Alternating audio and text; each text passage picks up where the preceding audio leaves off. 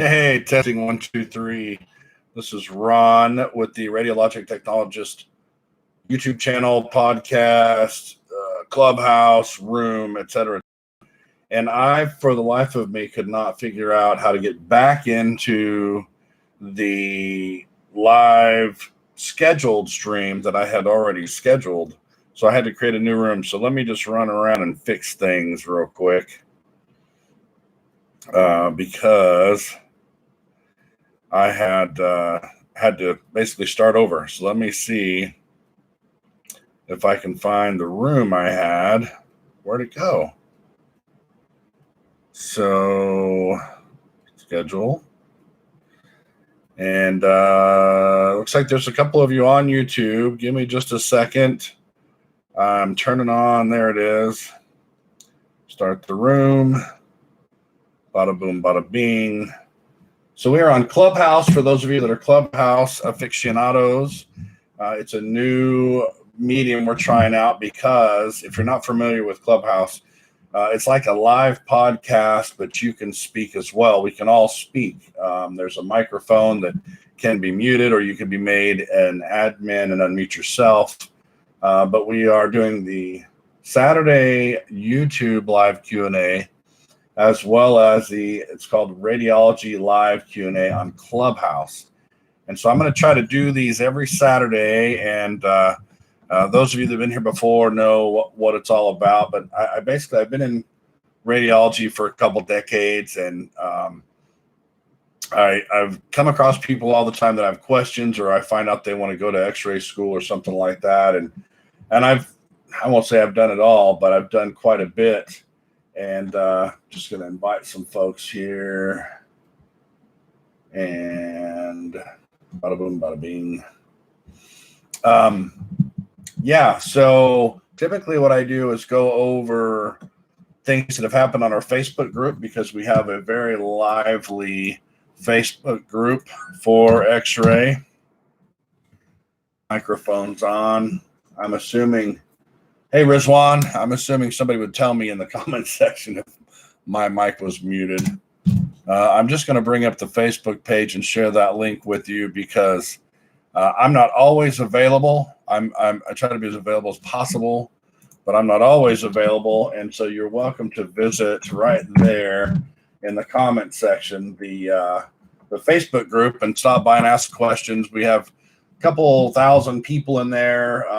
Just about every post gets 10 answers or more, sometimes up to 60. So regardless of what your questions may be, if I can't answer them or if I'm not available, I have some terrific people on this YouTube group, on the Facebook group, that answer questions very quickly. And I wonder if I can grab, you think I can grab the link? Yep, I can. Let me go fix that on the Facebook group, because I had to start over with a new Facebook Live. Because sometimes I just can't figure out the technology, believe it or not. Or, maybe it's because we come up with new software every 6 months. So we've got the Clubhouse room going. Jessica is in there with me. And let me make you an admin somehow. Can I do that? Maybe not. I don't know. Which button is it? Hold on. I'll figure it out. Nope, don't block. Let's see. All it says is, invite to speak, or view full profile. So whatever. I'll hit invite to speak, and if you feel like chiming in, chime in. So you got Rizwan from India saying hello. It's very nice to meet you as well. And Detective Awesome is a frequent visitor. Our hospital got some crisis nurses. One of them told me they're getting $13,000 for just 1 week. Do any modalities get this type of crisis travel pay? Do RNs always make more? Everybody makes more as travelers, because you're like a PRN, but you are also how would I put it? You're like emergency staffing, so you get paid more. You see this in times of strikes. If there's a hospital that goes on strike and they need staffing, they'll call in emergency staffing, and yeah, it pays more.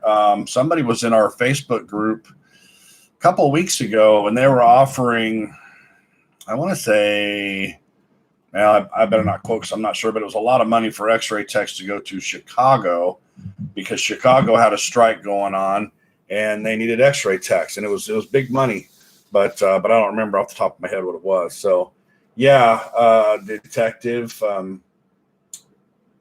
just check with your travel agencies, register with a couple travel agencies. I mean, that never hurts anyway. Even if you have a full-time job, sometimes we talk about how can we make more money on the side if we have a full-time gig, and you can sign up with a travel agency and do 1 week assignments.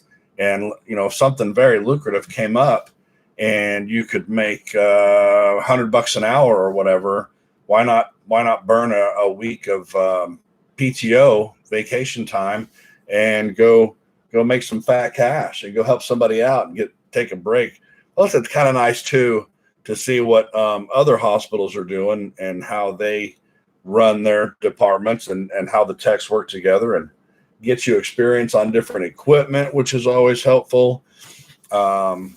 So always try to expand your horizons in that way. I had somebody on Messenger earlier today was asking me about, let's see, Steve Patel. And I don't know if you were able to jump on, Steve, but let's see. What do you say today? Watch another video. You said there are other things to do besides hospital and outpatient. And so he was watching a video where I said, you're not stuck in the hospital and you're not stuck in a clinic.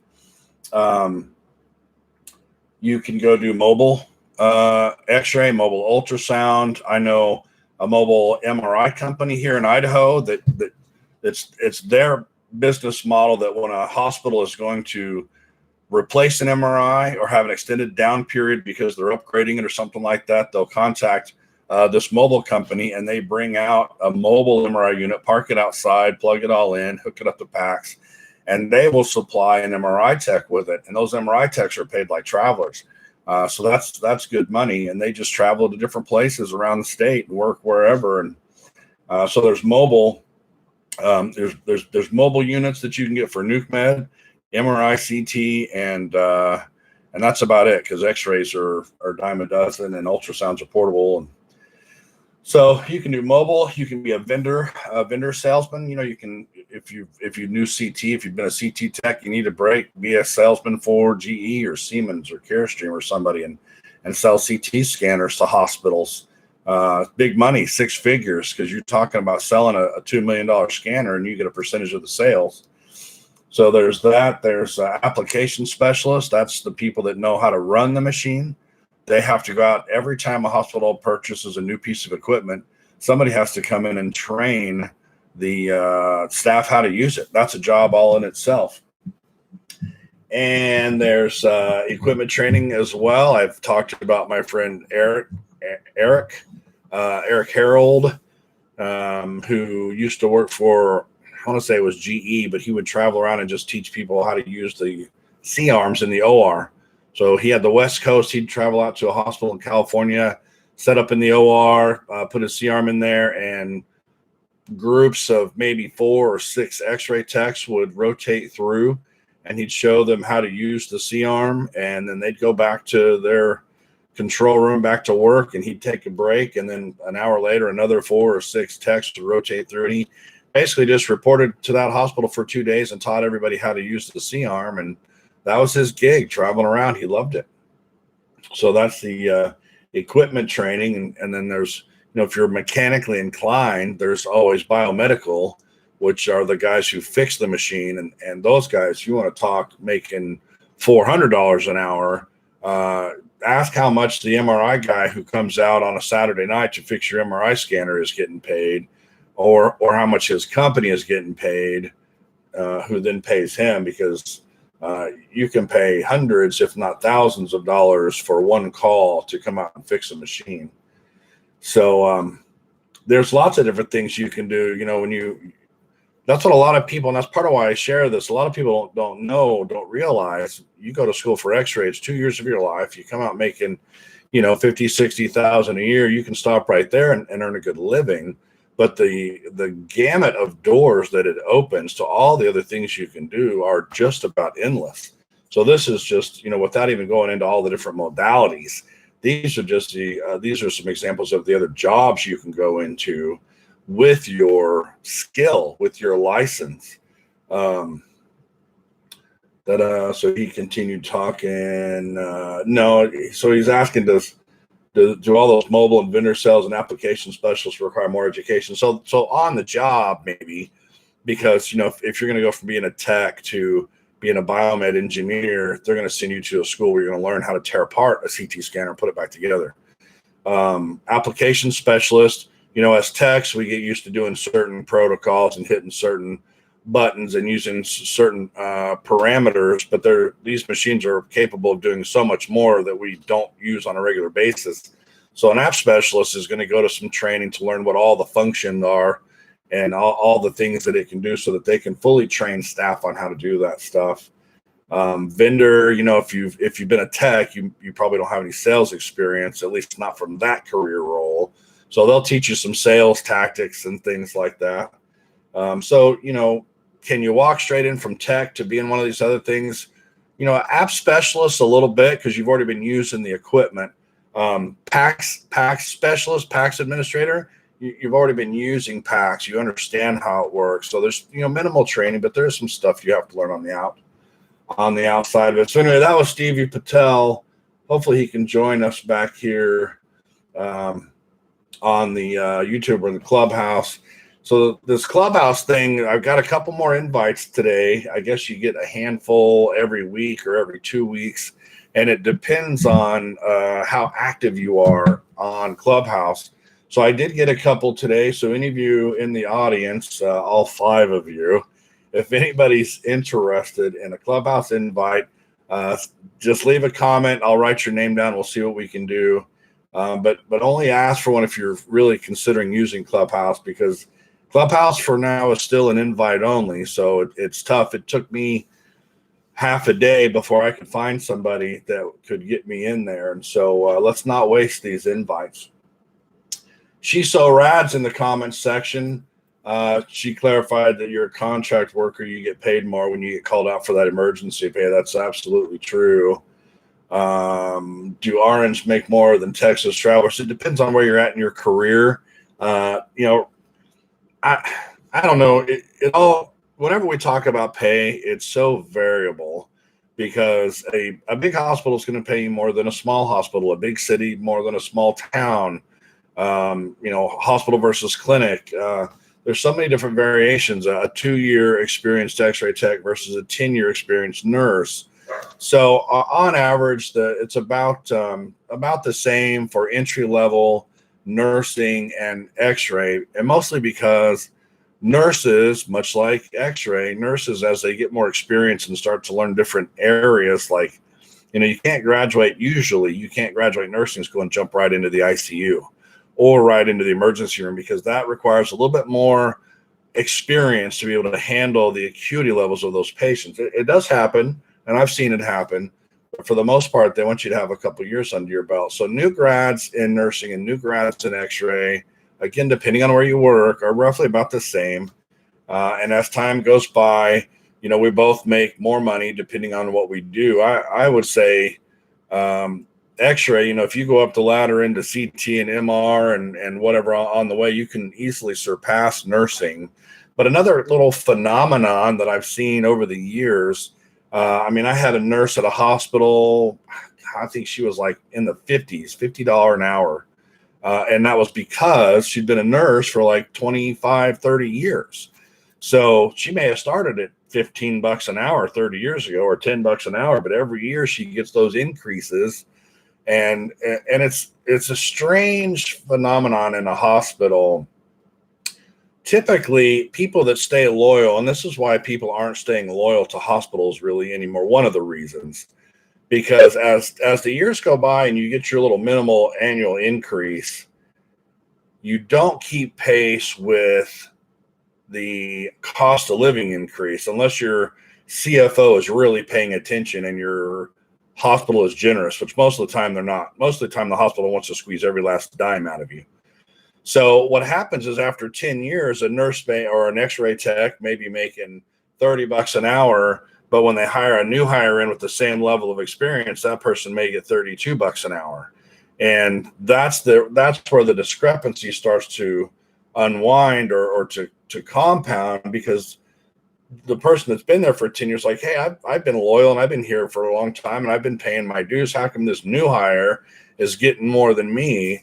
And it's because as the market goes up and you hire new hires in based on that market price, the hospitals don't keep up. The hospitals just give that little 25-cent raise or 75-cent raise or whatever that insulting raise is that you get every year. And so that's why you'll see over time people bounce around in their jobs. The only caveat to that is you can't bounce around if you're in a small town. The town I'm in now has one hospital. And so if you're not working there, you're traveling 30 minutes to an hour to get to another hospital, which isn't a lot. When I was in the Phoenix market, there was 9 hospitals within an hour and a half of me. So there, techs jumped around a lot. Or like I would be a tech full-time at one place, but I'd be at PRN at a couple others and keep my foot in the door and be working, multiple angles. So pay is always kind of a variable topic, and I have posts on my blog about it at the radiologictechnologist.com where I talk about the different factors that affect pay. I've got posts on how to negotiate the best pay possible when you get offered that job. A lot of people don't understand how that works. And so anyway, message retracted. I seen post for 60 an hour for text. Yeah. Oh, accidentally. Yeah, no problem. Yeah, and again, we've talked about that. You got to be careful. The people coming into the field or people investigating the field, they'll say, well, how much does it make? And they'll hear somebody from California say $60 an hour for an x-ray tech. Well, that's fine and dandy till you do the math and realize that the cost of living in California with the taxes and everything else leave very little left in your pocket at the end of the day. I have a really good friend. His name's Dave. Dave and I went to ultrasound school together. And Dave took a big director spot out there in California and is, not too far away from $200,000 a year, this guy. And I thought, wow, that's big money, man. Congratulations. And he's like, yeah, but I don't have anything left at the end of the day. But what he liked about it was California. He had beaches and parks and all these outdoor activities. So it wasn't necessarily worth the big money because he gets to buy a lot of toys and go on a lot of vacations, because he doesn't. But it was worth moving out there because at the time you could go to the beach and have fun, where now you're kind of screwed if you're in California because you can't do anything and everything's shut down and there's homeless people everywhere and it's a huge mess. So just be careful when you're thinking about pay, talking about pay, looking at who's got what pay. Go find, I'll give you a link here. Go read my post. It's, I did a comparison analysis of, I looked up, let's see, what did I call it? It was how to keep the most money in your pocket at the end of the day. There's so many articles on money. I got to kind of sort through them all, but I did a comparison against, come on, where's it at? I always reference this stupid thing too. How to keep. There's a search bar at the top of my blog. That's the easiest way to navigate how to get around all the articles there, because there's so many. And when I find that stupid post,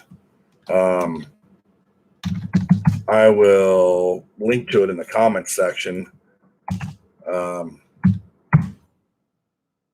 And I will find it eventually.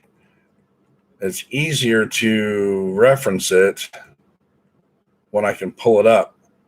But there's basically a cost of living index that I found that I compared against the ASRT's annual salary survey that they give out to all the techs. And they send that out, and not very many people turn it back in, but enough turn it back in to give some good data. I can't, I'm gonna have to go a different direction. So there's a sitemap button on the top as well. And on that sitemap, I tried to list all the articles by title. And so I swear it was like how to keep, it was best states. That's what it was. Best states to work in as a rad tech. There it is. Okay. Sorry that took so long. But here it is in the comment section. That article, not only do I give the top 10 of where you can go work and keep the most money in your pocket at the end of the day, but I list all 50 states. And I use Wolfram Alpha for some of the calculations. And I called it the unofficial ranking. And so you may, like Wyoming came out number 1 because of the cost of living index versus the hourly rate. The hourly rate means that even though they're at $26.83 an hour on average over there, they let you keep the most money in your pocket based on the cost of living expenses. And now you got to remember too, talking about salary, just because the ASRT survey, which you can only get if you have an ASRT membership, but that hourly is an average of the survey results they got, because I always hear people say, oh, I'm in Wyoming and I don't get anywhere near that, or I'm in Wyoming and I make way more than that. That's the result of the survey that they got. And again, it varies from big cities to small towns and big hospitals to little clinics. But Wyoming came out number 1, and dead last, of course, is Hawaii.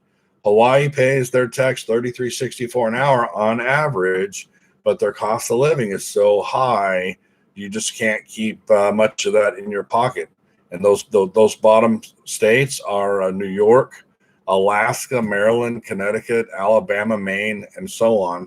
But check out the link. That'll show you that breakdown if you want to know where to move to keep the most money in your pocket. And aside from that, let's pop over. We don't have any questions in the comments section. So let's pop over to the Facebook group and see what we've been talking about this week. What I noticed is a common theme of people now posting their prereqs, their schedules, their class schedules, their requirements for the program, or the programs of study, they're called. And they're asking, does this look like a decent program? Or like somebody said, what was your hardest class in x-ray school? And a bunch of us said physics. And they posted their program of study, and they don't even have physics in their program at all. So I guess what we're starting to see here is, I mean, I hate to say the dumbing down, because you can't really dumb down x-ray. You got to either know it or you don't. But that program did not have physics in it. And I don't know how that's going to serve that student, because there are physics questions on the board exam. But if you go in there to the Radiologic Technologist group, and I shared that earlier, right? I believe I did. Yeah, I shared it in the comment section. Check out what everybody's talking about. This is Crystal right here on the 27th of January. In your program, what would you say was the hardest class you had trouble with? And a bunch of us said physics. And she's like, wait a minute, I don't even have physics in my program here. So that was interesting. There's 30 people commented on that post. I see more and more common as well. I see people asking about the TEAS exam, TEAS. And that is something that I did not have. That is something that, let me just make sure. Where are we at here? Okay. I didn't have to take the TEAS. What we had was the Wonderlic. And I've done posts on the Wonderlic and where to find sample exams of that, and where to find the answers to help you study for it. And the same thing has occurred with the TEAS in our comment sections here on the Facebook group. So if you are at one of those schools that's one of the requirements, check it out. You use the search feature on the Facebook group too. If you have a question, odds are it's been asked before, because some of these radiology Facebook groups have been around like 20, well, not quite 20 years, but since Facebook started. And a lot of these questions have already been answered. That's one of the things I like about radiology is there, some things change, technology changes, but anatomy doesn't, and patient care doesn't, and medical terminology doesn't really change. You get a new word every now and then, but so it makes it easier for us to pass down study guides because a lot of it is the same information. Let's see, what else did we talk about? Kayla said, I haven't been here in a while, so I'm currently a college student majoring in criminal justice, but criminal justice isn't what I want to do. Anyway, I earned my associate's degree in May of this year. The radiologic technology program that I'm currently trying to get into is telling me two different things, and I'm honestly confused. The program director or the director of the program said I will still have a chance of getting in this program this year since I will have my associate's degree at the end of the spring semester, but the admissions office said that I will not be considered for the year because I do not have my associate's yet in order to be considered. So you can read that conversation if you want on the group, but my takeaway from that partially is a lot of times you have a disjointed school staff, university staff. They're not on the same page. And that's typically because you have a counselor at the school who is over multiple programs. And there's no way for them to know everything about every program. And radiology is its own animal anyway. I mean, how many times have people asked you if you're a radiologist because they don't know the difference between a radiologist and a radiographer? So I've seen my personal experience is just deal straight with the director when you have questions if you can. You have to deal with the counselor to do your program of study and find out how to apply and do all that stuff. But if you get conflicting information like this between the program director and the counselor, stick with the program director because he's the one that knows how the program works. And if anybody's going to give you an override into the class, it's not going to be the counselor or director of the program. Just like if you've ever had to take a college class and the class was full, who did you go get a signed permission slip for to get into that class? It wasn't the counselor. It was the teacher of the class. Same thing for x-ray school. When I applied for ultrasound school, I had known for a couple of years there was a 3-year waiting list to get into ultrasound school, but I applied anyway. And as luck would have it, they lost their waiting list. And so anybody who they could get a hold of was able to get in, and I was even short one class. And this kind of makes the point. There was, I don't remember what it was. There was one anatomy class or something because I was going from a private school to a public school, and they don't always take each other's classes. And so they actually said, we'll make a deal with you and let you in if you sign this contract that you will take this biology class before you graduate the ultrasound program. And as long as you go back and take that class, we'll let you in. And I thought, okay, no problem. And I actually got accepted into ultrasound without even having the prereqs. Now, that's not going to happen all the time. But my point is, if you want to get in, just apply. People always say, well, I would apply, but I don't know how I'd pay for it. I would apply, but I have a family or kids I got to take care of. I would apply, but I got to work full time to pay my bills, or, all these excuses. And I always say, just apply, because what if you don't even get in? Then you stressed out over how am I going to pay for it, or how am I going to work and go to school at the same time for nothing. Some people, my wife applied multiple times before she got accepted. So you just got to, if you want to do it, put your app in there. And if you don't, ask why, do some research, make yourself better, figure out what it is you can do better next time around. Where I went to, Pima Medical Institute, you actually got an extra point. They had a point-based system. And if you didn't get in, you got an extra point the next time around to help you out. So anyway, that's enough about the programs of study. Everybody's, it's going to vary a little bit, but for the most part, you're going to have the A&P, you're going to have the physics, you're going to have the patient care, some law and ethics. It's really the same at most of them. They just go by different titles. And I saw somebody posted on here, had a class, had nothing to do with x-ray, but maybe it was an elective that they had to add. I don't know. So what do we have in the comments section? We have She's so rad. So my program doesn't have physics class, but it's incorporated into our science classes. Yeah, the program is probably the same. Yeah, I mean they have to teach it, and maybe it's a prereq to get into the X-ray program, but you have to have. I'm sure it's still on the board exams. MRI man said I've been MRI tech for 4 years. Happy to see channels like mine. Absolutely, brother. And I'm pretty sure I've checked yours out a couple times too, and I think I've commented. So you know what? If you're listening, man, I'd love to do like a collaboration video, like a split screen, something like that, where we can talk about, because I did MRI for probably about a year, and you're going to know a lot more about it than I am. Maybe I could pepper you with questions about, how you got started in MRI and what you like about it. Yeah, let's figure out how to do that offline, because I think that'd be great. I'm sure people would like to hear somebody else besides me up here talking for an hour. But, my whole point of this is just to try to answer questions and share what I know. So thanks. I appreciate the compliment. Do you think it's worth going back to school to be a radiologic technologist to be able to do X-ray and CT? So what do? You went to an MRI program without being an X-ray tech first? See, if that's what you did, that's fascinating to me, because you couldn't do that where I was at. You had to be an X-ray tech first to get into ultra. Like I had to have an X-ray license to even apply for ultrasound school. Same for the nuclear medicine school where I was at. You had to have an ancillary degree. So you could have been a nurse or a respiratory therapist or an X-ray tech or physical therapy, something like that, just to get in.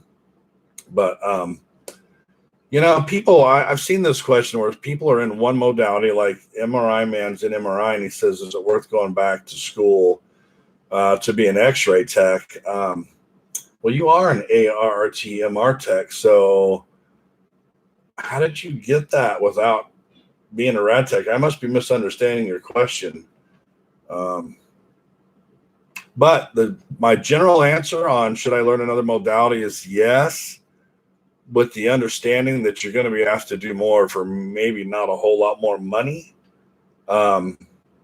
Newer type school, it's a private college. Man, wow. So I was waiting for that day to come. See, here's the thing. And here's what I've been waiting to hear, that because I knew it was coming, but I wasn't sure if it was out there yet. Does it really help an MRI tech if they have to go to X-ray school first? Not really. It's two totally separate technologies. But that's what they made you do. The ARRT, who's the board certifier, made you be an RT first, and then you learn CT on the job, or you learned MRI on the job. And of course, that made you beholden to your employer. So if your employer didn't cross-train, you're stuck. I had the benefit of being with some employers that would cross-train, and that's how I actually got CT trained in X-ray school, not because of the school, but because the clinical instructor at my clinical rotation, he was also a CT tech. And so when we weren't doing X-rays, he was showing me how to do CTs. But, there's a whole story behind that too that I talk about in other videos. I specifically picked a small hospital that allowed weekend clinicals so that I could get to know the techs better and get more one-on-one than getting thrown into a level 1 trauma where there's 50 techs running around and nobody has time for you. Granted, you see some cool stuff. And I did rotate through. I have worked at level 1 traumas, and I dig it. I was the guy that would go work in the ER because I love the traumas. I get it. But when you're learning, if you're really paying attention to your career goals, you want to find a mentor that can teach you as much as possible. So when I graduated X-ray school, I got hired as a CT tech right out of school, and I sat for my CT boards. But I've seen this coming, and it also applies to ultrasound, because back in the day, 20 years ago, you couldn't just go to ultrasound school off the street. You had to be an X-ray tech first. And again, it has nothing to do, completely different. I mean, same patient care ideas, same law and ethics ideas, but X-ray technology and sonography are completely different things. So nowadays, I can tell people, if you want to go into ultrasound, just skip X-ray. Go straight into ultrasound. And now you're saying you can skip X-ray and go straight into MRI. Why wouldn't you do that? Because you make so much more money in MRI or ultrasound than you in X-ray.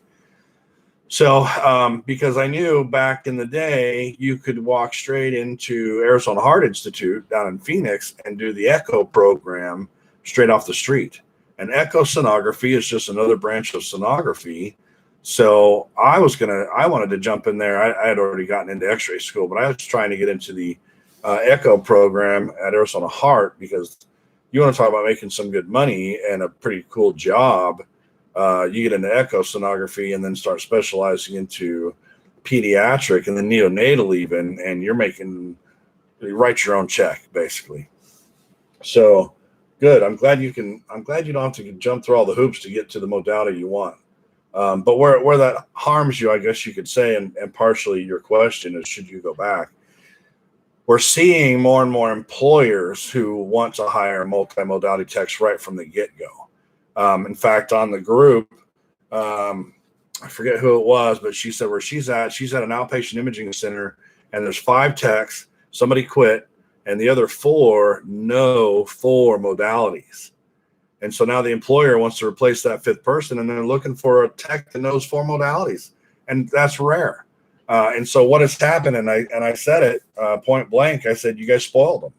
You spoiled the employer into thinking that you guys are normal, and you guys aren't. You're rock stars, you're superstars, you're quad modality techs, and you cannot find those just lying around. You have to, I mean, that's 7 years or 10 years of cross training in there, between, X-ray is a 2-year school.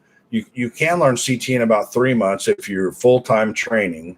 And MRI takes a good 6 months of full-time training. And then if you add ultrasound in there, you're talking another couple of years. And I think they had mammography going on, but that's just to learn how to do it. Then you put some experience on it, and it's a lot more time spent.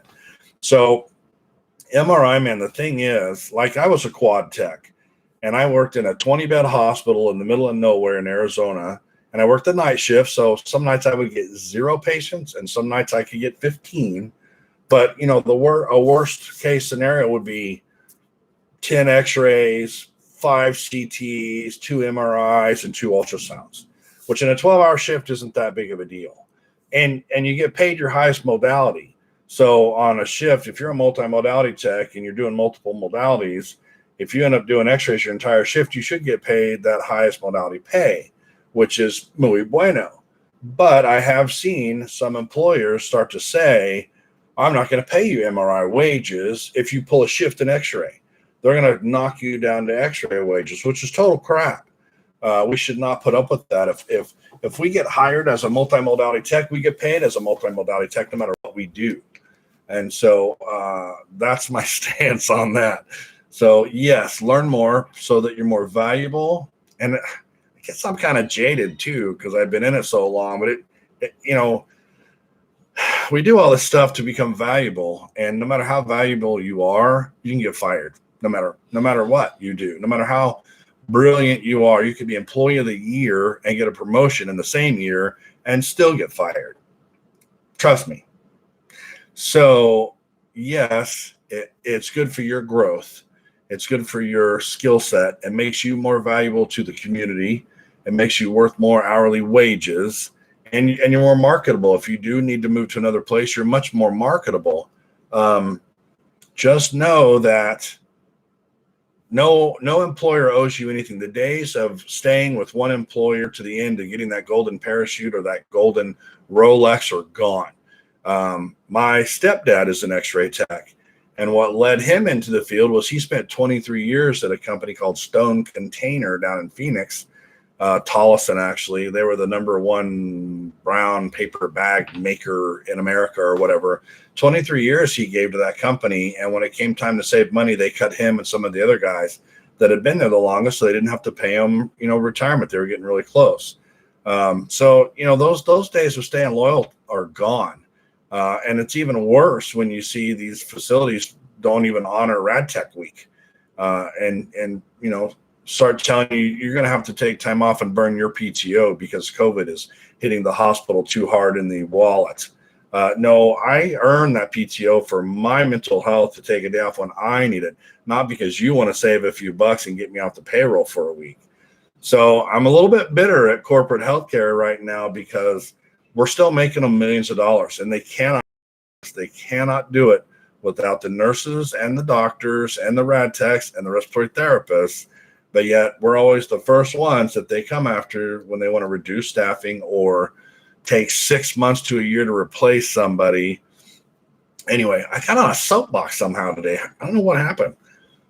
I'm not usually this irritated at the system, I guess. I don't know. Where are we at? So MRI man, yeah, 3-year waiting list. So that's the thing. And this is a common conversation, right? Public schools have a 3-year waiting list, but it's $8,000 to go for x-ray school. Private schools have much less of a waiting list, but it's $30,000 to go to the private school. So, what's your payoff? You really got to be honest with yourself. I chose the private for $18,000 back in 2003 because I got in right away. So there's posts on my blog about that, doing the math. And if you get in sooner, that means you get out sooner and you're making the bigger pay sooner. So it's worth it in a 5-year span to get in right away and get out right away than it is to wait 3 years making $10 an hour at McDonald's or whatever, and then getting into the program. But to each their own. You have to weigh the pros and cons on that. If you want to do X-ray and you can work MRI and go back to X-ray school, if you think you can pull that off, why not? But be honest with yourself. Are you doing it because are you getting a little burned out on MRI maybe? Because then, yeah, you definitely want to try to find something else. But don't forget, you weren't here last week. One of the things I talked about was redundancy or having a backup plan. Because I told the story about my friend Scott Berry, who was a policeman, and he came into the X-ray field when I was a tech, and I was a new grad. And he said, I'm gonna get an X-ray license. I'm gonna go to X-ray school. And I said, you sick of getting shot at? What's the deal? And he said, no, I just need a backup in case something ever happens to my job with the police force. And I said, well, I've done that, man. I've got an X-ray license and I went to ultrasound school. And he's like, no, you don't get it. In your scenario, if something happens to healthcare, you're screwed. And I thought, wow, what's going to happen to healthcare, right? People are always going to need healthcare. Well, look at what happened in 2020, where everybody's hours got cut, no matter what modality you were, and you had to burn your PTO till you had none, and then you had no pay after that. And so I've learned my lesson, and I've started another side job in a completely unrelated industry.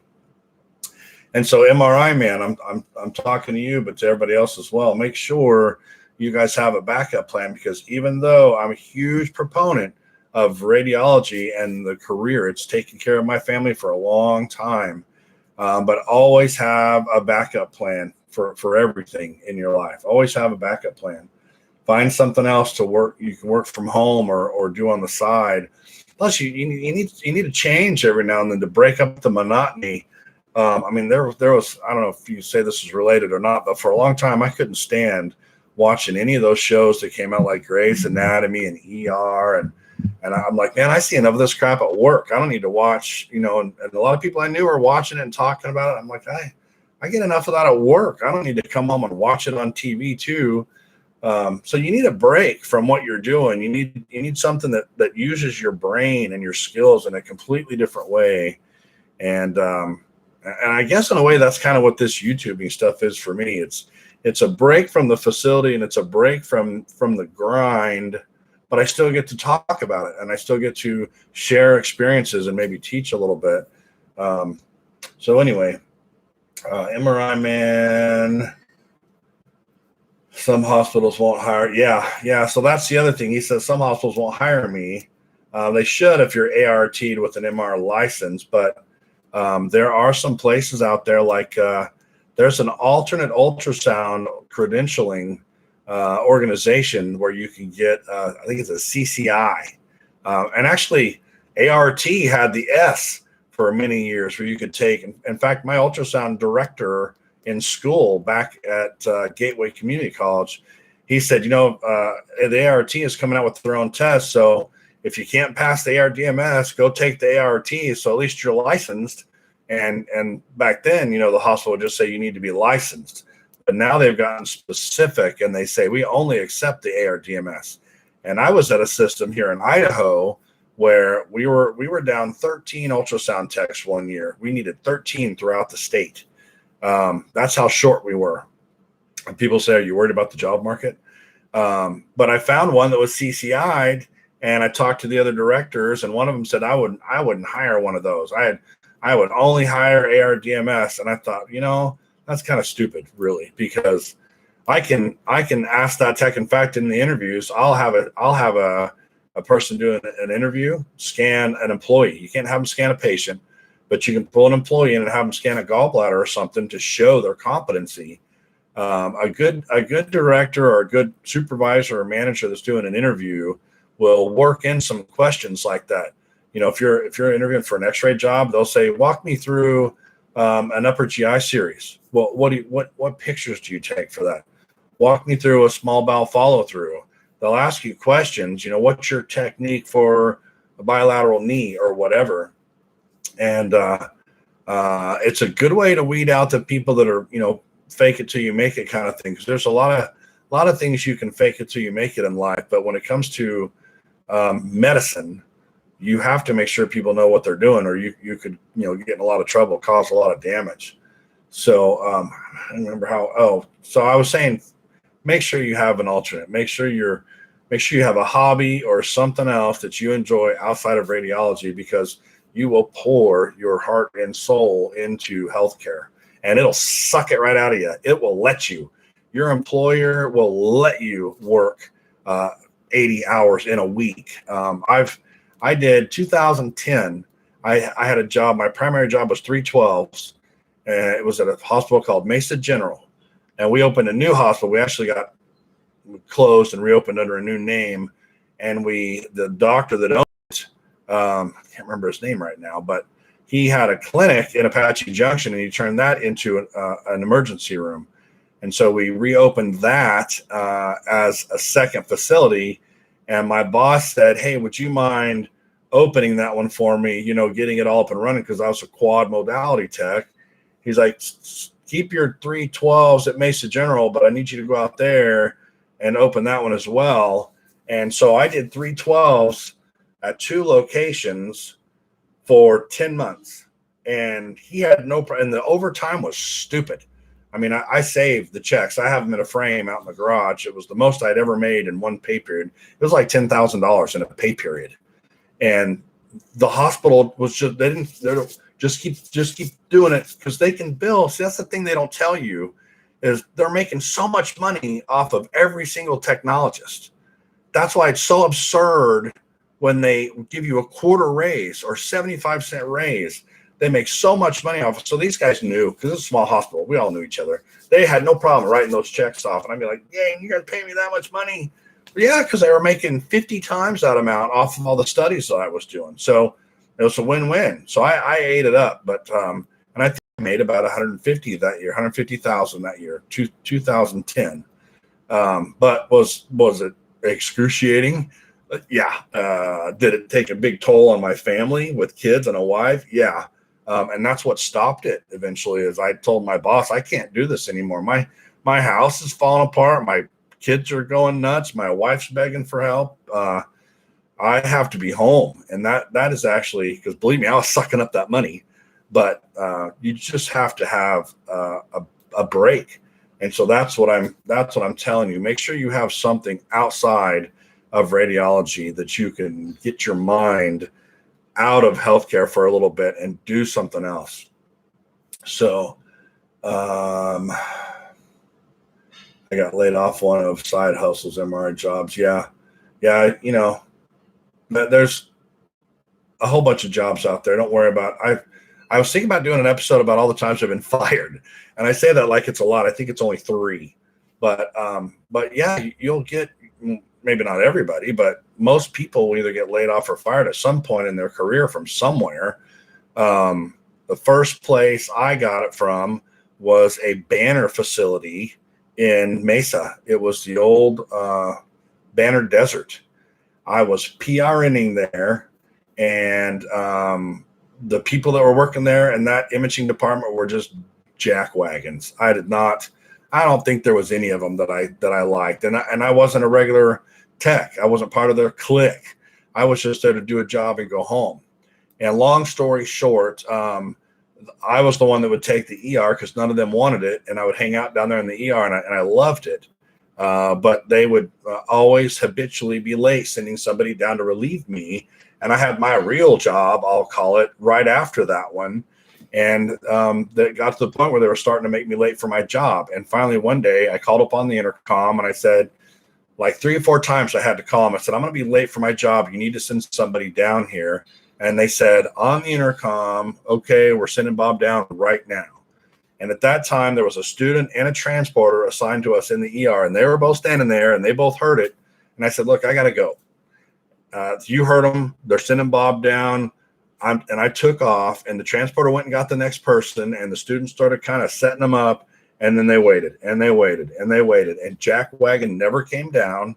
And pretty soon the ER doc comes in and says, do you have my patient from bed 9 or whatever? And they're like, yeah, we're waiting on the x-ray tech to come down. And so I got fired for abandoning post. They turned me in as leaving the job, and I got fired. And I tried to go into that HR department and plead my case and said, do you understand that this is how it all went down? And the funny thing was I had worked there for 2 years prior full-time in the lab before I went through x-ray school. That's how I put myself through x-ray school. I was a phlebotomist. And I said, 2 years in the lab, never had a single write-up. They loved me up there. And you're telling me I'm fired because I left my job when I've told you this whole story and how it occurred. And they didn't care. Hospitals don't care.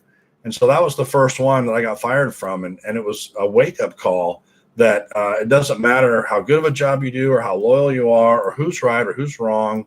All it takes is one HR person that doesn't know you from Adam to say, I don't care what your story is, you're fired. So maybe someday we'll go through the stories. They're funny now. They weren't funny back then. And the funny, if you want to look back retrospectively, I made it all the way up to system director. So, I've come across people in my career, on my career path, that said, nope, you're not gonna do anything but x-ray. I had another job when I graduated. I got an x-ray job right out of school. I got 2 actually. One of them was a weekend x-ray tech. It was like Thursday, Friday, Saturday night. And like 6 months to a year into it, a CT position came open. And I went to the director and said, I want to apply for that because I already knew CT because I learned it during my clinicals. And I was a CT tech at Mesa General. I'm at Chandler Regional. And I said, I want to apply for the CT gig. And he goes, no, I got you right where I want you. You're covering my night shift. It's one of the hardest shifts to cover. I figure I'll keep you there for about 3 years. And then maybe we'll see about, what you can do. And I thought, well, screw that. So I wrote him a nice professional letter and said, I feel like you're pigeonholing me into the department. And you're not allowing me professional growth. And if that's the way it's going to be, I'm going to have to leave. And they all poo-pooed it. Like, you're not going anywhere. You can't go anywhere. I was gone. And they're like, well, you don't stick somewhere where they're going to screw you and pigeonhole you. And so, I can look back and I've run into that director and I've run into people who kind of, I won't say screwed me, but gave me a hard time about stuff in my career. And I got all the way to system director position. You guys could have had me as your director, but no, you kept screwing around trying to pigeonhole me and not allowing me to grow. Well, I grew all the way to the top of the ladder. Could have been for you, could have helped you, could have been, loyal to you if you'd have been loyal to me, but it just doesn't happen that way anymore. So as soon as you run into resistance, start considering your options. MRI man, had 2 kids and a wife, and I had to get in that private school. I'm nearing, yeah, that's why I did it too. I was actually cleaning swimming pools. I was a swimming pool service and repairman in Phoenix. Wore my shorts, my flip-flops, drove my truck around, sweeping pools. I'm like, yeah, I had my headphones on. But that's when I decided. I actually went to phlebotomy first, did that for a long time, and then said I need more money than phlebotomy has to offer. And phlebotomy is a great first job for x-ray or anything in healthcare, because when you start to understand how a hospital works and how medicine works. You think about it, any patient that comes through the ED, what's that doc going to do? They're going to do their primary and secondary assessment of the patient, history, let me see what hurts, whatever. Then they're going to order lab work and x-ray or CT or MRI or whatever it is. So the doc went to medical school. He's valuable, but he can't do it without the lab and without the imaging department. And so that's why we are worth our weight in gold. And if you don't get treated that way, find somewhere else. Jim Rohn used to say, if you don't like where you're at, leave. You're not a tree. You're not planted in the ground. Go somewhere that you enjoy being. Vaughn, I appreciate your videos. Currently a dental assistant looking to go to school for RT. MRI is what modality? I'm looking to go as well. I think it's best for me to start RT than get cross-trained. Yeah, that's kind of what we were talking about. I don't know if you were in from the beginning of that conversation.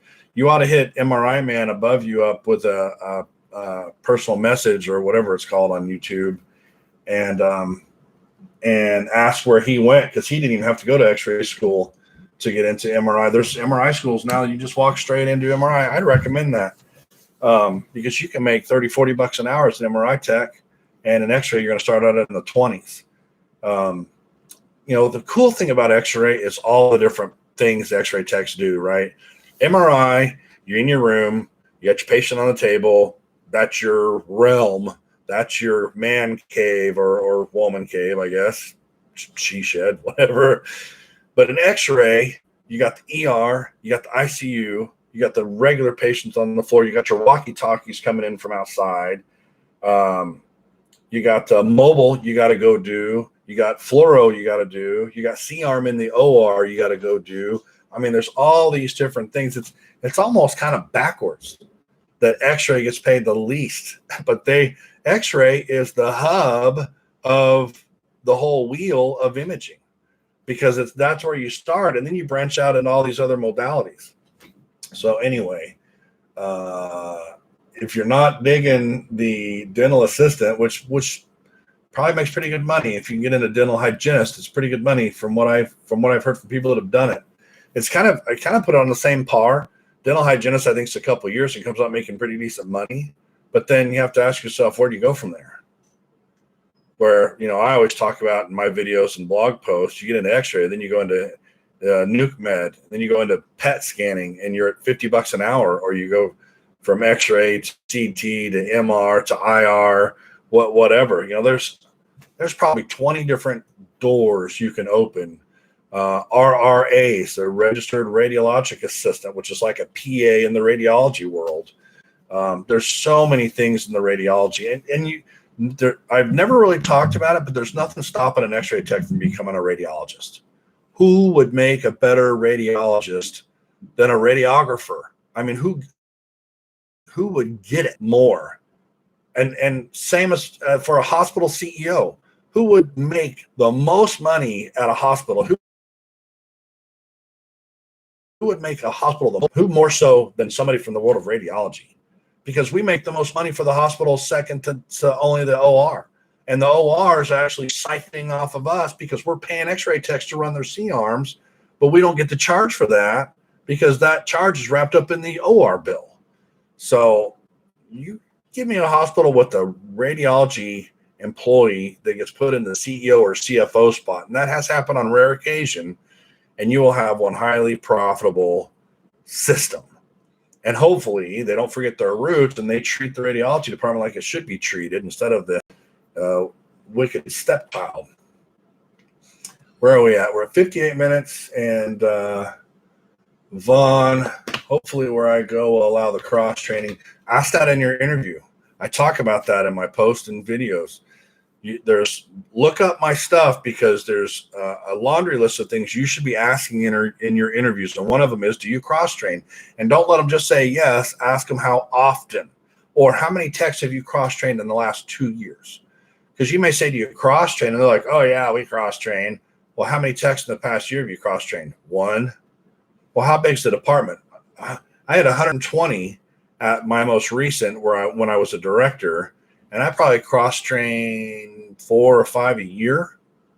On a good year, On a stagnant year, maybe not so much, but if they're only cross-training 1 or 2 every couple of years, they're not really cross-training.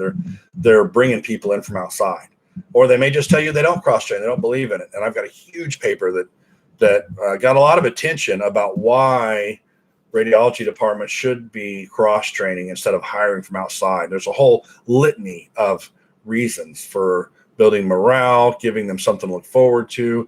You already know the electronic medical record. You already know the hospital. You already know the employees of the department. I mean, it's just a win-win when you cross-train. But you're right. Not everybody, just like the story I told at the old Chandler Regional, they wouldn't cross-train me. And there are places like that. So absolutely ask that in your interview. There's a lot of questions you should be asking in your, same thing for X-ray school. There's a lot of questions you should be asking the school when you're applying to the school. Where are the clinical rotations? How do we get assigned our clinical rotations? Is it totally random, or do I have a say in where I'm going to spend the next 2 years learning my craft? What's your graduation rate? What's your ARRT board exam pass rate? What's your fail rate? Lots and lots of questions for both, because you're about to invest your life in either a school or a job. You need to really investigate both of those places. Let me try to get caught up here. 10,000, so many hours. Yeah, but that money was good, brother. We were, in fact, I bought a $8,000 car, and I bought it with 2 paychecks. So, I mean, it was good money, but it was, and the thing is, if you're single, if I didn't have a wife and kids, I would have just done it as long as I could have, because you learn, you adapt, you sleep in between patients, or when you don't have patients, as long as you have that worked out with your employer, and that can be worked out. I mean, the places that say no sleeping on the job, it kind of depends on a case-by-case basis. Obviously, you don't want to be sleeping on the job when there's patients walking around, but if you're at a 20-bed hospital out in the middle of nowhere and there's no patients in the ER, no patients coming to the imaging department, take a nap.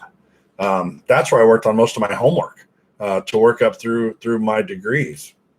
Or YouTube. I got to know YouTube really well. So where was I going with that? I don't know. Definitely everyone needs a hobby. Yep. MRI manuals. Also, being a phlebotomist is not only helpful because you get to know the hospital and the layout, you get the patient care and you get to deal with patients, but you also get that valuable skill of sticking people. Because, in X-ray school, you got to start IVs or at least do phlebotomy sticks. And there were people in my class who were like, I can't do this. I'm like, I've been doing it for 10 years. What's the big deal? So it definitely helps you. And it helps you understand the analytics. When you hear, there's an ER patient with a high white blood cell count and lower right quadrant pain, it's probably an appendicitis, because that's your lower right quadrant pain, and a high white cell count from the lab tells you there's an infection. So you're probably looking at appendicitis. So it all kind of ties together. The more you know, the more you understand, and the more you can help your doctor, the more valuable you are. Not so much help that hospital. It's the more you can help that doctor to help the patient, because your worth becomes immensely bigger when you're better at your job and can help the physician find out what's wrong with the patient. So, but I'm probably preaching to the choir on that one. Yeah, I'll have to link up, missed that part. Yeah. Well, this is stored, right? So you can go back and listen to it. Where are we at? So they do 35, 15 hours. Some agencies are getting temp dentists. Yeah. Temp hygienists. Also ask how long a person has to be in their current RT role at that facility before they can be cross-trained. Yeah. So personally, I put cross trainings up for interview. You interview for it. So if I have an opening MRI, I'll post it internally, and whoever there's minimal criteria. You have to have been there 6 months or 3 months or whatever you feel like putting in. No write-ups in the past year or whatever.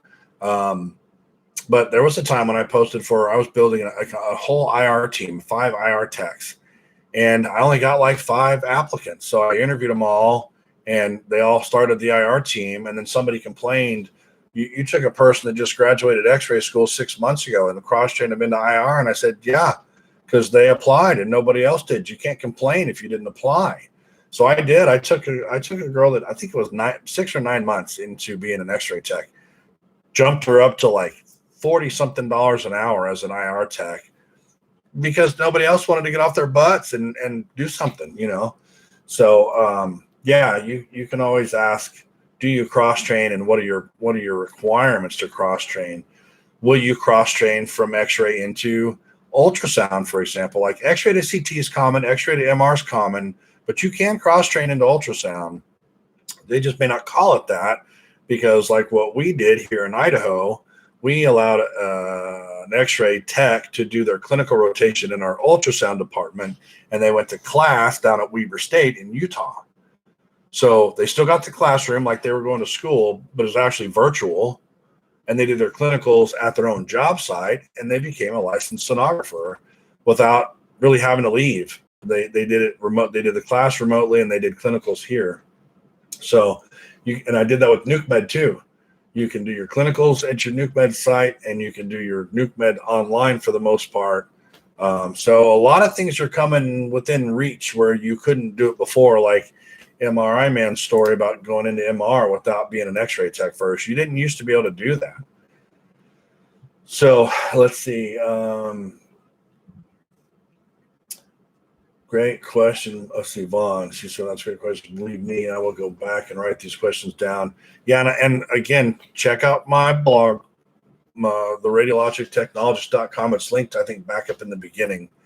But if you do, use the search bar on the top and type in words like interview or questions or school or stuff like that, salary, whatever. And I think one of the first videos I did here on this channel was reverse engineering the interview questions. I would say what the question was that we ask in our interviews, and then I would explain why we ask it and what we're looking for in an answer.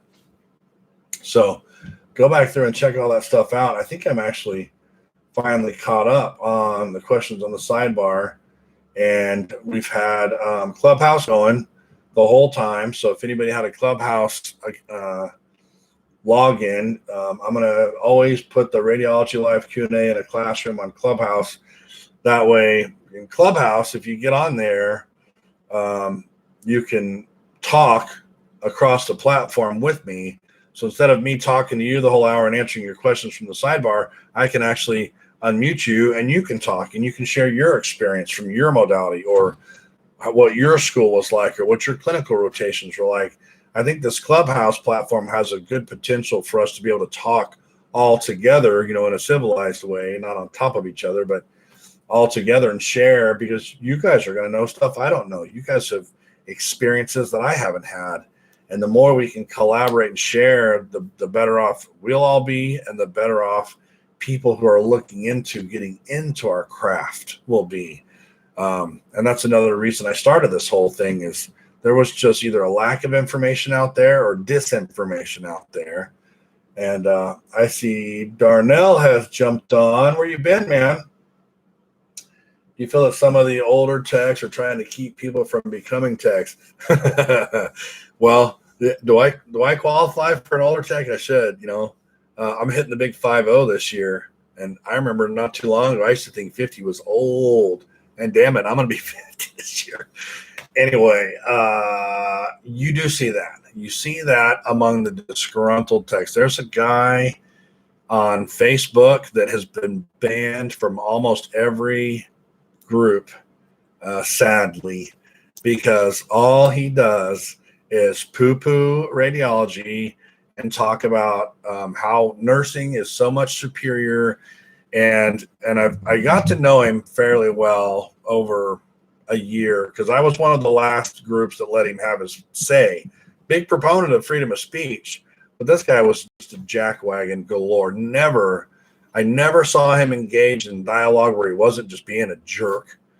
And so I tried and I let him stay for so long. But when you got to know him, the deal was, his deal was, he learned X-ray on the job from back in the day, didn't have to go to school. And so why should anybody else have to go to school? And for those of us that did go to school, we shouldn't think we're any better than him just because he didn't. So he had this chip on his shoulder against everybody who went to school for it because he didn't.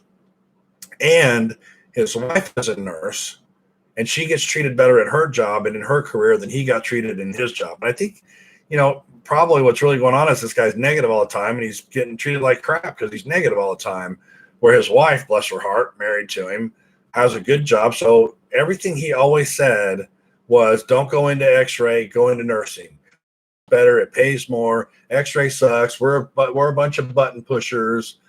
And I finally just had to turn it off. And every other group, just about, he's still in a couple of them that don't get moderated. And I don't recommend those groups. There's four solid groups. I'll share them real quick. There's 4 solid groups on Facebook that you should get involved with and at least see what everybody's saying. Just take it with a grain of salt. This one is Radiography Tips and Pathology. This has some really great moderators. They have great discussions. They have 7,500 members. They started their group quite a while before I did. Mine's only been up for like a year because I didn't really want to be on Facebook because of all the problems. But so many people, it's such easy access for so many people that it's a good platform for disseminating information. So I gave in. But Radiography Tips and Pathology is a great forum where you can ask questions. Like the most recent one I'm looking at is, are we shielding patients or not? That's a big topic right now. And there's 64 comments on it. Now, I've done a post on that topic. I've even interviewed the head physicist that started that whole movement, Dr. Patricia Marsh. I've got a 1-hour podcast on my blog where I asked her all the questions, and I've written 3 articles on my blog. But Radiography Tips and Pathology is a good place to go to get more information. Post your questions there, whatever. They don't let you post HIPAA stuff, which the other ones that aren't moderated, there's HIPAA crap all over it. You don't want to get tangled in that. But that's one to join. This one I'm really losing kind of interest in. I was asked to moderate it because it was such a mess. And it's just called Radiology. It's got 21,000 members. It started out as, hey, can you help me clean this up? There's just junk and spam and people posting, well, this is my x-ray and what's wrong with it. And I've probably been trying to moderate this thing for about a year, maybe a little bit more. And it's just starting to consume too much of my time. I have my own group now that requires its own maintenance. I'm looking at it now. There's constant postings from schools that are trying to get you to go take their online seminars. And anyway, there's, at least now what's out there. That's one of the 4 groups that are still safe, I guess you could say. Then Radiology Technologist Life is this one. And this is started by a guy named Chris Cotting, who is a tech, of course.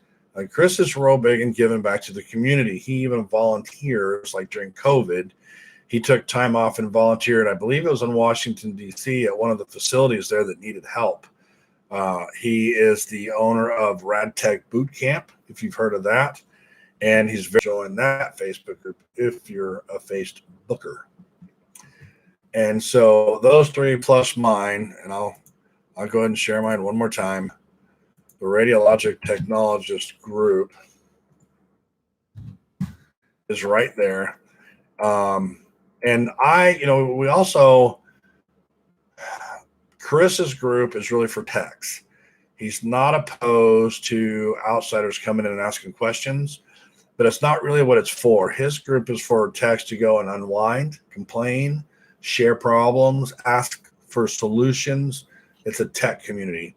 Mine is more for students and people checking out the career, because I want to make sure they get accurate information.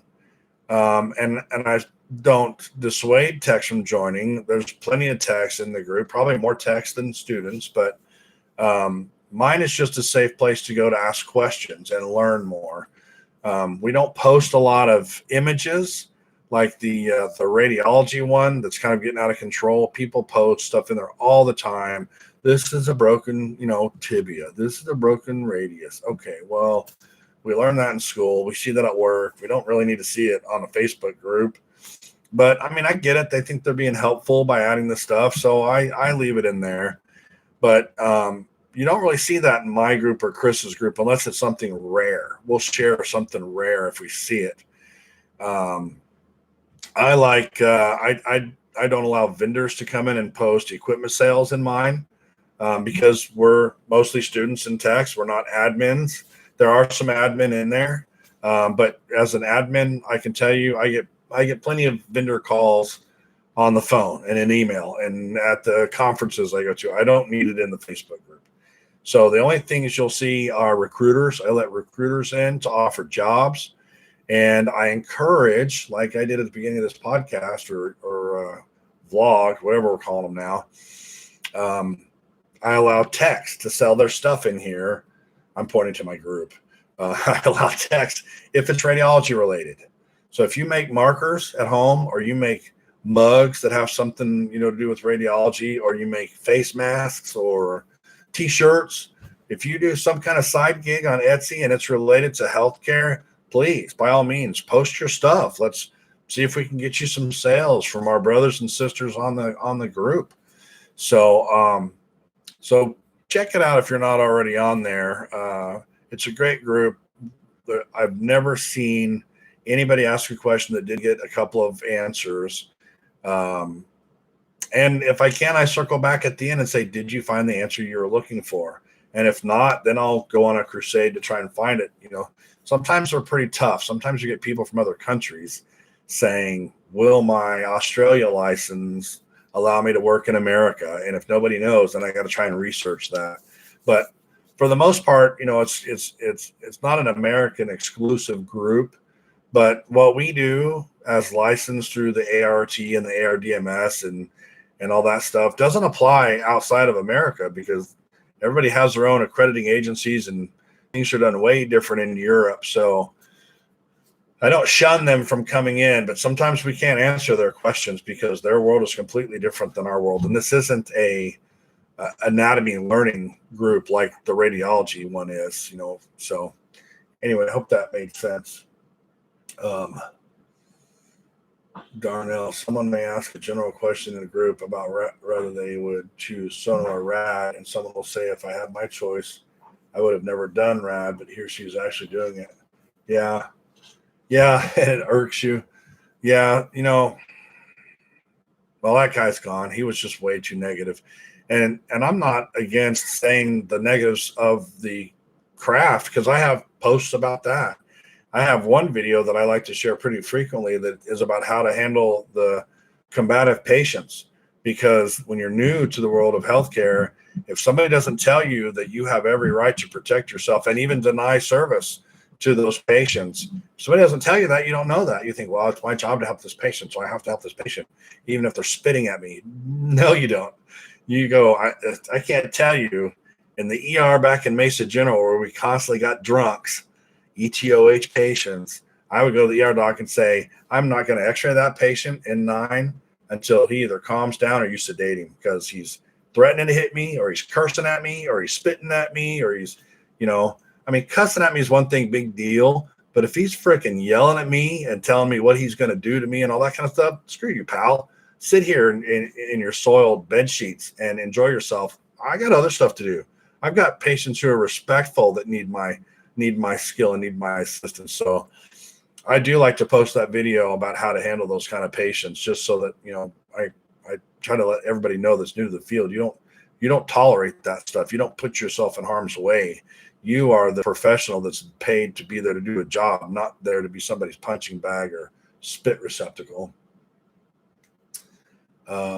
One thing that bothers my mind, I'm a CNA. CNA is another good job to have going into radiology, because you learn a lot about healthcare that way as well. You're having problems with your messages, aren't you?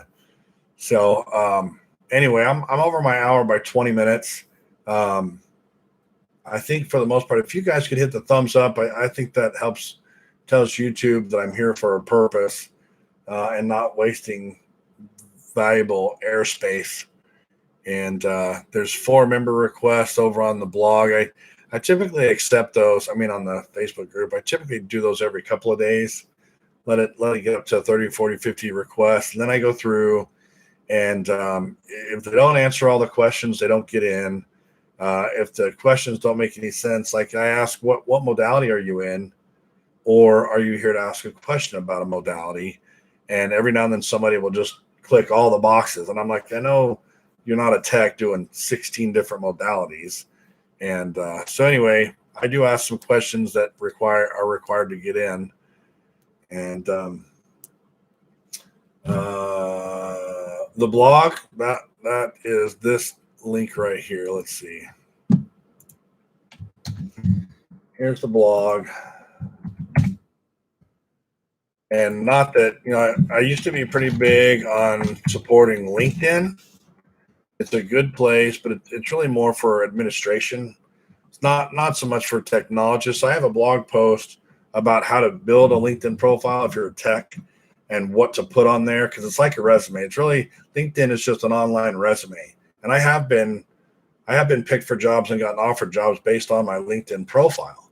So if you want to go on LinkedIn and build a profile, I have a blog that tells you, how to list the equipment that and how to make yourself look really professional on a LinkedIn profile. And then whenever you're applying for jobs, you can always link to your LinkedIn profile, and it's like an online resume. So I do have a group on there, but it's not really active. I'm not even sure how to get back to it, to be honest. Let's see. Profile, maybe, I don't know. There's a group on here. Oh, what you could do is you could go to my blog and go up to the about button, and that page actually lists a lot of my stuff, the lectures I've given, forensic accounting and radiology, rad tech burnout. I recommend that article for all of you because you're going to hit burnout at some point. And I identify like 13 different types of burnout, and for each one I give you 2 ways to unwind it. So I've given that at national conference talks to try to prep directors on how to spot burnout and how to unwind it, how to prevent it, how to turn it around.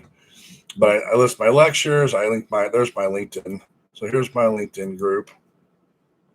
And if it got active, I probably would do more there. But I just don't see a point in doing this in too many places, or you just spread. I'm already blogging and YouTubing, and now I'm doing Clubhouse to try and get more interactivity.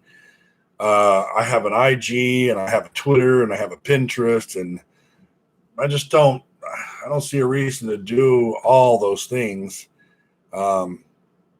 Anyway, if you've seen my blog, you're on the YouTube channel, you're welcome to join me in Clubhouse. And if you have any other questions that we haven't addressed, you can shoot them to me in an email on the blog. There's a contact button at the top. You click that, and it'll give you a little form where you can fill out to send me a message. You can hit me up on the Facebook group and just say hi and ask a question on there. And I'll try to be back. I'm trying to do these every Saturday about 9 in the morning. Today, one of my daughters had a cheer competition. So I went to the cheer competition, and I'm a big techno music fan. So those are always fun because they all play techno at the cheer comps. This year's theme seemed to be Eminem, which is funny because I bet a lot of the kids out there cheering don't even know who Eminem is. But anyway, it was good chatting with you guys. I keep actually hitting the send. Oh, fat fingers, right? I appreciate you guys all being here. The audience is growing a little bit every time we do it. Bring your topics to discuss if you want. Contact me however you want. Let me know what you want to talk about.